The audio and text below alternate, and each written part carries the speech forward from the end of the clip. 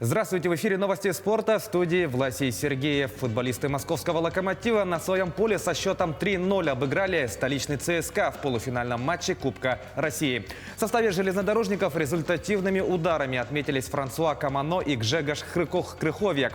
Также мяч в свои ворота отправил полузащитник армейцев Иван Обляков. В финале турнира «Локомотив» встретится с самарскими крыльями Советов из ФНЛ, которые в своем полуфинале в серии пенальти победили грозненский «Ахмат». Решающий матч Кубка состоится 12 мая в Нижнем Новгороде. Напомним, победитель данного турнира получит прямую путевку в основной раунд Лиги Европы.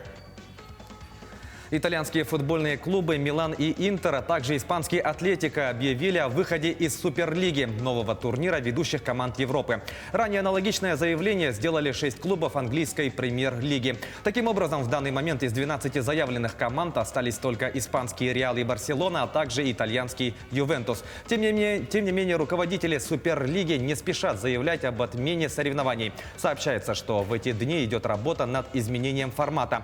Изначально планировалось, что этот турнир станет альтернативой Лиги чемпионов, но с более высокими призовыми выплатами. Первый розыгрыш лиги должен был стартовать в августе текущего года. Баскетболисты московского ЦСКА на своей площадке одержали победу над турецким Фенербахче в первом четвертьфинальном матче Евролиги. Встреча завершилась со счетом 92-76. Самым результативным игроком матча стал защитник гостей Нандо Де Кало, ранее выступавший за московский клуб. В его активе 27 очков. У ЦСКА по 20 баллов набрали форвард Уилл Клайберн и защитник Дэниел Хекет. Армейцы повели в серии до 3 побед со счетом 1-0. Следующий матч данного противостояния пройдет 23 апреля, также на площадке российских баскетболистов. Голевая передача Дениса Гурьянова помогла Далласу со счетом 5-2 выиграть у Детройта в домашнем матче регулярного чемпионата Национальной хоккейной лиги. В составе победителей шайбы забросили Таннер Керро, Джейсон Робертсон, Джо Павелский, Джейми Лексяк и Блейк Кома. У гостей отличились Валтери Филпула и Дилан Ларкин. Для российского нападающего этот ассист стал 16-м в текущем сезоне. Также на его счету 9 шайб. Его Даллас занимает 5-е место в таблице центрального дивизиона, набрав 50 очков. В следующем матче команды вновь сыграют с друг другом на площадке Детройта.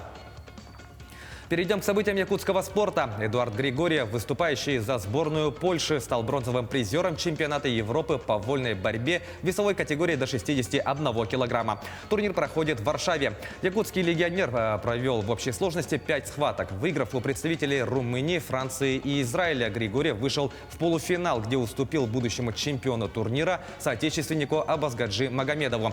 В бронзовом финале якутянин со счетом 4-2 победил призера Кубка мира из Болгарии Георгия Вангелова. Сборная республики обыграла команду Еврейской автономной области в стартовом матче соревнований по волейболу второго этапа спартакиады молодежи России. Встреча прошла на площадке Дворца спорта 50 лет Победы и завершилась со счетом 3-0. Сегодня в рамках второго тура круговых состязаний якутяне встретятся с представителями Приморского края. Всего на турнире принимает участие 6 команд из разных регионов Дальнего Востока. Победитель этапа получит путевку в финал спартакиады, который пройдет летом в Казани. Таковы главные спортивные новости к этому часу. Занимайтесь спортом и будьте здоровы!